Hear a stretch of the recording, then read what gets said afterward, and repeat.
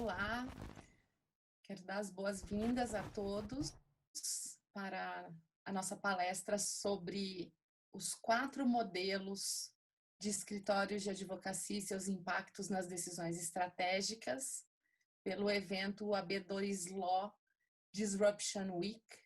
E eu sou a Lara Serlen e eu espero que a gente possa aprender muito hoje juntos para falar desse tema que é tão importante para as decisões estratégicas da sociedade de advogados. Para quem não me conhece, eu sou advogada, consultora em gestão de sociedades de advogados há mais de 20 anos e autora de alguns livros que eu reputo aqui importantes para que possamos ampliar cada vez mais os nossos conhecimentos a respeito de gestão legal e advocacia e empreendedorismo jurídico, né? Esse tema ele é muito importante porque é muito complexa a definição clara sobre a vocação dos escritórios. Geralmente isso é um pouco misturado, mas para nós termos êxito nas nossas decisões de longo prazo, é importante que os sócios definam com clareza qual é o seu modelo para que identifiquem as palavras-chave, aquilo que é realmente importante para que o escritório consiga êxito na sua atuação de acordo com as suas escolhas. Para iniciar, a gente precisa fazer uma visão geral a respeito de mercado jurídico. O que nós temos hoje no Brasil, né? Nesse 1.200.000 advogados inscritos, quase 70, 80 mil sociedades de advogados, entre plurimas e unipessoais. Nós temos aí um universo de tipos de escritórios que estão aqui nessa pizza, que vai desde o escritório pequeno, a boutique, que é diferente, o pequeno porte, não necessariamente especializado, a boutique pequeno porte, porém mais especializada, o escritório médio, que atua para várias áreas e acaba aí atuando dentro de um porte um pouco maior do que os escritórios menores, um médio full, que vai adicionando outras áreas de acordo com as necessidades e os interesses do cliente. Temos também o escritório grande full, que são aquelas grandes bancas que atuam em mais de 40 áreas do direito e acabam se especializando em praticamente todos os serviços. E os escritórios de volume, que o nome já diz, atua às vezes numa ou duas áreas específicas, mas que atua com grande volume nessas áreas. Em volta desse público jurídico, nós temos o nosso público consumidor, o nosso público que é um eventual contratante dos escritórios de advocacia. Nós temos aí, em dados dos últimos censos, né, 207 mais hoje, né, milhões, 210, vamos arredondar assim, milhões de pessoas físicas, dentre as quais temos todos os tipos de profissionais, temos todos os tipos de renda, temos todos os tipos de trabalhadores, de faixas etárias, enfim, pessoas comuns como nós. Depois temos 20 milhões, cerca, né, de 20 milhões de pessoas jurídicas, também de todos os tipos, MEI, pequenas empresas, médias, grandes, multinacionais, empresas familiares, empresas públicas, enfim, estão aí dentro desse universo de pessoas jurídicas. E temos também os sindicatos, mais de 15 mil, 16 mil mais ou menos, também abrangendo aí todo tipo de grupo, né? De empregadores, de empregados, servidores públicos, municipais, federais e por aí vai. Então, dentro desse universo, nós temos os escritórios de advocacia oferecendo serviços para esse público consumidor, né, esse público contratante, e aí acaba sendo realmente importante para as estratégias definir qual é a vocação do escritório para que ele dê foco naquilo que realmente é importante, que possa o levar para um patamar de competitividade mais alta, mais efetiva, mais assertiva. Dentro desse universo, nós temos, então, o que eu chamaria de 4 grandes grupos de modelos de escritórios de advocacia, que é a advocacia padronizada, a advocacia customizada, a especializada e a científica, que estão aqui dentro dessas bolas laranjas. E em volta desse público, né, desse público jurídico, nós temos o nosso os nossos grupos de segmentos na economia, o óleo e gás, atacado, o agro, logística, têxtil, educação, varejo, enfim, a gente tem todo um universo que, dependendo do modelo de negócio, ele pode casar com uma dessas grandes segmentações econômicas para ir dar realmente mais foco naquilo que o escritório se propuser. Mas é muito importante porque cada universo desses grupos econômicos, esses segmentos econômicos, a gente está falando de um universo de possibilidades jurídicas, de serviços específicos, de graus de complexidade, e isso vai fazer toda a diferença para aqueles sócios que pretendem posicionar corretamente o seu escritório, e dentro dessa visão, os modelos de negócio são fundamentais para a gente poder ter uma visão clara sobre as decisões de gestão, sobre as decisões de tecnologia, as decisões de marketing jurídico, as decisões de equipe. Enfim, a gente tem aí uma série de detalhes que dependem dessa escolha para que a estratégia seja bem definida, né, para que ela não fique perdida. O primeiro modelo de negócio jurídico, vamos pensar numa escada, nós temos a advocacia padronizada. E a advocacia padronizada, o cliente da advocacia padronizada, ele quer a solução para problemas comuns, para problemas de baixa complexidade, e que às vezes ele tem um volume enorme para tratar, mas eles não diferem muito de características, de teses e tudo mais. Mas ele precisa de um escritório porque, assim, ainda mais se tratarmos de empresas, elas não querem administrar esse grande passivo jurídico, e aí coloca na mão de um escritório para fazer isso. A produção desse escritório, ela é baseada em eficiência, em metodologias muito claras, procedimentos, modelos, processos, fluxos pré-estabelecidos, uso de muita tecnologia para poder gerenciar todo esse grande pool de informações.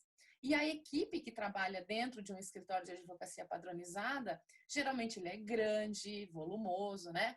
Jovem, mais intelectual, mais operacional e com baixa autonomia. Quem fala com o cliente numa advocacia padronizada geralmente vai ser o sócio ou o coordenador de área. Dificilmente um advogado que está no operacional vai ter essa interlocução. Os honorários aqui, eles são baixos sob o ponto de vista unitário do processo, mas o custo é muito alto, né, de estrutura, de prédio, de aluguel, enfim, todos os custos associados, e o ganho de um escritório que faz advocacia padronizada está no alto volume. Aqui é importante a gente ressaltar que esse tipo de advocacia sofre daquilo que a gente fala de alta alavancagem, ou seja, um cliente novo que traga aí um volume considerável de processos faz uma alavanca no faturamento e nas despesas. Da mesma forma que a perda de um cliente da advocacia padronizada também alavanca para baixo, né? Todos os indicadores caem, então, assim, é uma advocacia que tem que ter muito cuidado nessas decisões aí de tanto ganhar mais um cliente quanto reduzir um cliente, né? Então, aqui a gente encontra a advocacia bancária, a advocacia do consumidor, ela está aqui como uma característica importante aí dentro desse quadro do mercado jurídico brasileiro, e que, obviamente, vai sofrer um pouco com as questões tecnológicas, porque tudo que for automatizável por uma máquina, por um robô, será, né? Por uma questão de custo, de eficiência, de menos erros e tudo mais. Mas é um fato, né? A gente tem que olhar para as nossas bancas com um olhar bastante crítico para definir as suas decisões de futuro. Agora, num pós-pandemia, talvez escritórios de advocacia padronizada optem por uma atuação híbrida na gestão de pessoas, parte home office, parte dentro do escritório. Enfim, a gente ainda vai ver como isso vai se configurar. Dito isso, passamos para o segundo modelo de de negócios jurídicos, que é a advocacia customizada. Aqui a gente sobe um degrau em termos de complexidade técnica.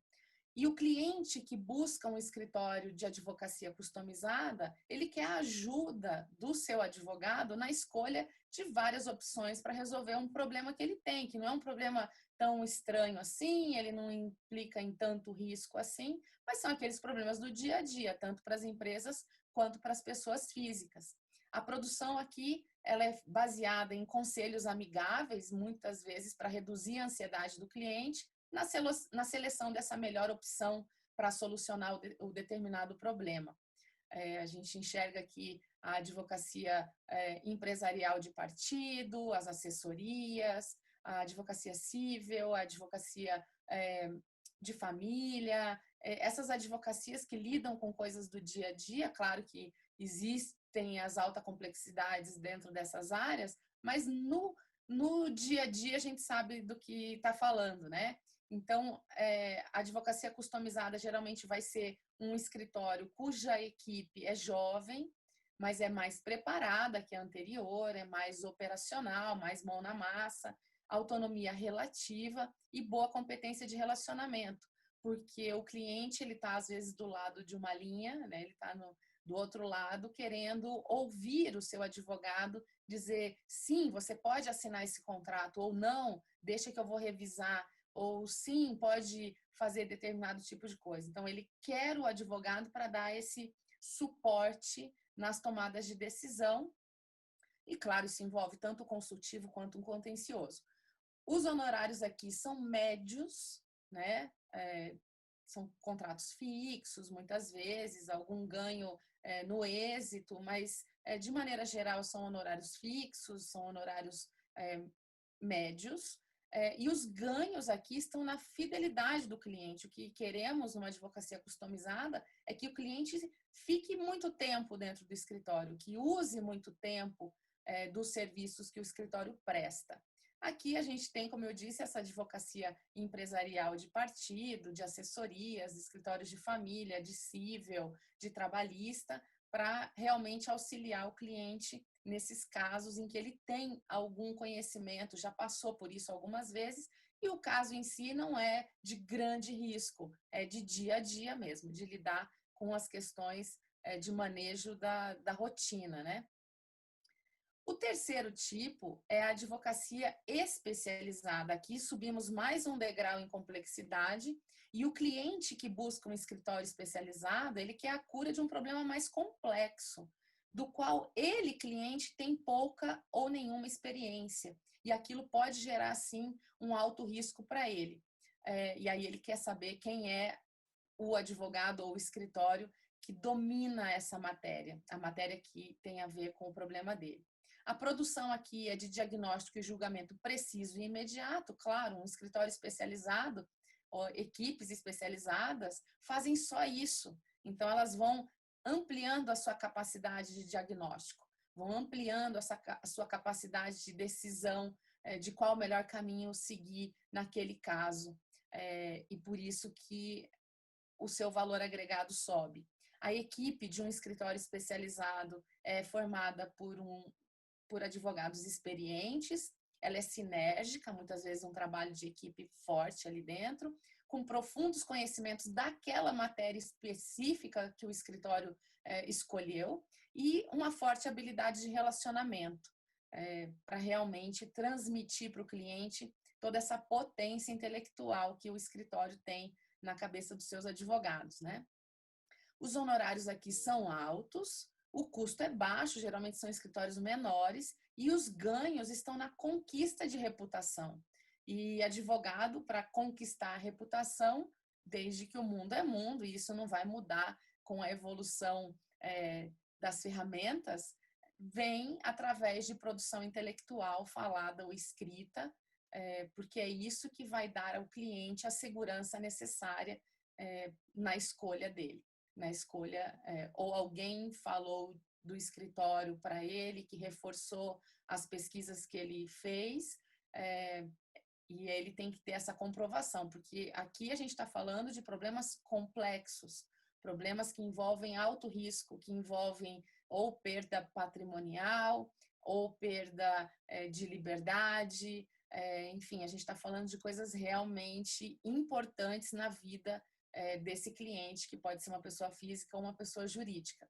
Aqui nós podemos citar aí os escritórios especializados em societários mais complexos, M&A, a gente pode falar dos tributaristas, nós podemos falar aqui dos criminalistas, que é uma advocacia especializada, e o advogado que geralmente elege uma dessas áreas, ele fica muito fiel a elas ao longo da sua carreira, o que acelera o processo de especialização. Quanto mais a gente for focado, menor o tempo, a curva de aprendizagem fica menor. Ao passo que se o advogado atua para várias áreas ao mesmo tempo, ele atrasa um pouco essa reputação técnica relacionada a uma ou outra área. Então, essa é uma advocacia que nós temos com uma certa frequência no Brasil. Aqui eu estou falando de uma pirâmide, né? A base numa advocacia padronizada e customizada, diminuindo um pouco para especializada, para temas aí realmente bastante específicos dentro do mundo jurídico e das suas ocorrências. E, por fim, nós temos aí o quarto tipo, o quarto degrau da advocacia científica. Aqui, o cliente que busca um escritório científico, ele quer a solução para um problema altamente complexo que ninguém nunca viveu. Não é que ele nunca viveu, ele não tem precedente. Então, precisa encontrar dentro do escritório uma produção capaz de gerar soluções inovadoras e únicas, conceitos pioneiros, conceitos jurídicos pioneiros. Aqui nós precisamos de uma equipe sênior, que já tenha muita experiência realmente nas suas áreas de atuação, mais criativa, um conhecimento em nível de estado da arte. Nós estamos falando de juristas que dominam não somente a ciência jurídica, mas outras ciências agregadas, dependendo de para quem ele trabalhe, né? Antropologia, sociologia, psicologia, a medicina, a tecnologia, enfim, todas essas matérias outras, essas GIAs, né, essas ciências que existem no mundo, elas acabam sendo uma fonte muito importante para quem atua em advocacia científica, para que possa haver uma proposta realmente efetiva numa mudança, por exemplo, de jurisprudência. Aqui eu cito como um cível, que é mais complicado, que o cível ele é tão grande, né? Mas o que a doutora Maria Berenice Dias fez no primeiro caso de casamento homoafetivo foi ciência.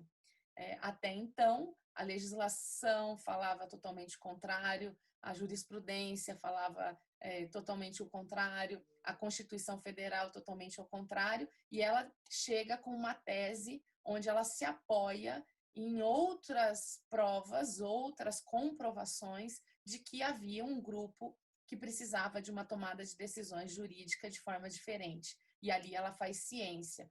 Tudo que veio depois, todos os casamentos homoafetivos que vieram depois desse fato não é mais ciência, porque aí eu já tenho jurisprudência, ou vai ser uma advocacia especializada, ou vai ser uma advocacia customizada.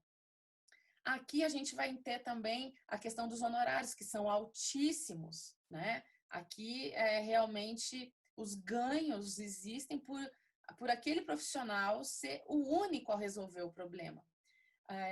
E muitas vezes esses honorários altíssimos significam não só em faturamento, mas em uns honorários históricos.